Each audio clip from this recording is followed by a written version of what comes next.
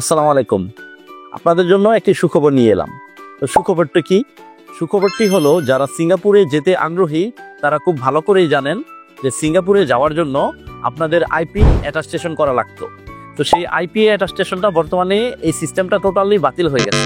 তো আশা করি আপনাদের জন্য এটা অনেক বড় একটি সুখবর, কারণ এটা অনেকের জন্য একটা দুঃস্বপ্ন ছিল যে কি করে বসকে আবার বলবো আইপি অ্যাটাস্টেশন করেন, মমে যান, সেখানে সিরিয়াল ধরেন, অ্যাপয়েন্টমেন্ট নেন, এরপরে আপনি বসকে কনভিন্স করা লাগে যে বস আমার আইপিটা তাড়াতাড়ি অ্যাটাস্টেশন করে দেন।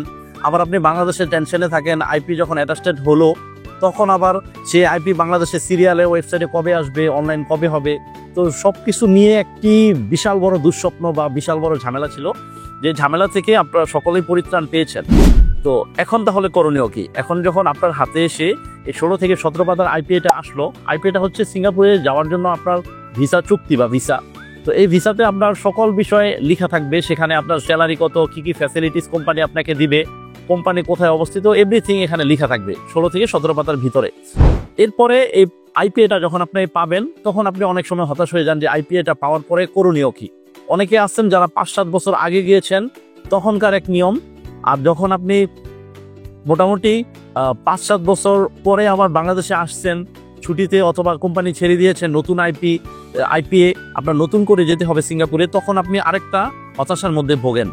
তো আসলে আমরা আপনাকে এই ভিডিওর মাধ্যমে বলার চেষ্টা করব সিঙ্গাপুরের আইপিএ পাওয়ার পরে বর্তমান সময় 2024 সালের আজকের এই দিন থেকে 2024 সালের এই মে মাস থেকে আপনার করণীয়টা কি কি।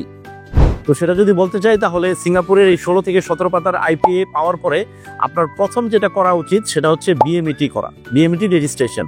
এই বিএমইটি রেজিস্ট্রেশন আপনার পাসপোর্ট দিয়ে এবং আপনার পরিবারের একজনের আইডি কার্ড দিয়ে সাথে একটি ভ্যালিড মোবাইল নাম্বার দিয়ে রেজিস্ট্রেশনটি করতে হয়। এই বিএমইটি রেজিস্ট্রেশন অবশ্যই সাবধানে করবেন, যারা এই ব্যাপারটা জানে তাদের থেকে করার চেষ্টা করবেন, কারণ এই বিএমইটিতে যদি আপনার কোনো প্রকার ভুল হয় তাহলে সেই ভুলের মাসুল আপনার একবারে ম্যান পাওয়ার পর্যন্ত চলে যাবে। এই জন্য বিএমইটি রেজিস্ট্রেশন করবেন আপনার যেই পাসপোর্টের উপরে ভিসা আসছে বা আইপিএ আসছে সেই পাসপোর্ট দিয়ে। তারপরে আপনার কাজ কি? বিএমইটির পরে আপনার যে কাজটি বাকি রয়েছে সেটি হচ্ছে, যদি আপনি সিঙ্গাপুরে সর্বপ্রথম যাবেন এমন হয় তাহলে আপনাকে অবশ্যই 3 দিনের একটি ট্রেনিং করা লাগবে। আর যদি এমন হয় যে না আপনি সিঙ্গাপুরে পূর্বেও ছিলেন, সেক্ষেত্রে আপনার কোনো ট্রেনিং লাগবে না। তো আপনি যদি সিঙ্গাপুরে নতুন হয়ে থাকেন, সিঙ্গাপুরের জন্য প্রথম হয়ে থাকেন, তাহলে আপনার 3 দিনের ট্রেনিং করা লাগবে।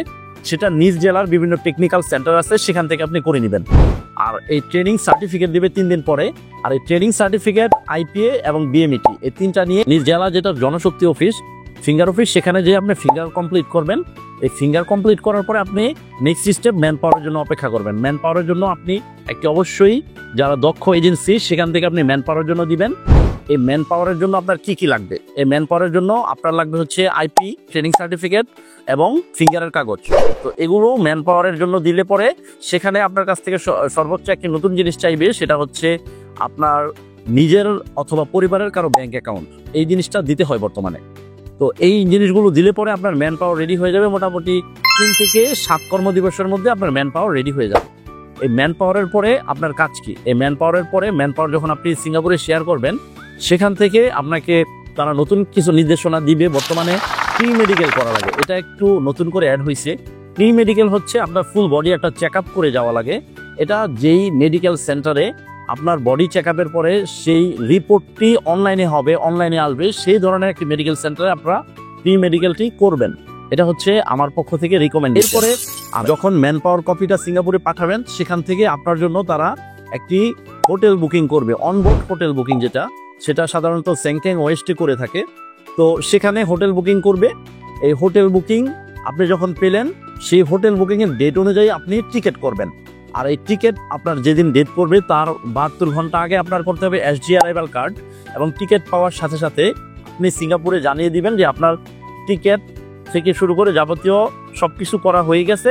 তারা আপনাকে অনেক সময় এটা হচ্ছে সিকিউরিটি বন্ড বলে আর কি, সিকিউরিটি বন্ড তারা টিকিটের পরে দেয়, কখনো বা আগেও দিয়ে থাকে কোনো কোনো কোম্পানি। তো আপনারা তাদের কাছ থেকে অবশ্যই সিকিউরিটি বন্ড নামে যে পেপারটি আছে সেটা নিয়ে নেবেন। এবং আপনি অবশ্যই ভ্রমণ করার আগে এসজি অ্যারাইভাল কার্ড যেটা বা আইসিএ কার্ড বলে, এই জিনিসটি আপনি কমপ্লিট করিয়ে নেবেন। এটা 3 পাতার একটি ফর্ম। মূলত এটা হচ্ছে সিঙ্গাপুরে যাওয়ার একটি অ্যারাইভাল ফর্ম। তো এই জিনিসটিও আপনি কমপ্লিট করিয়ে নেবেন।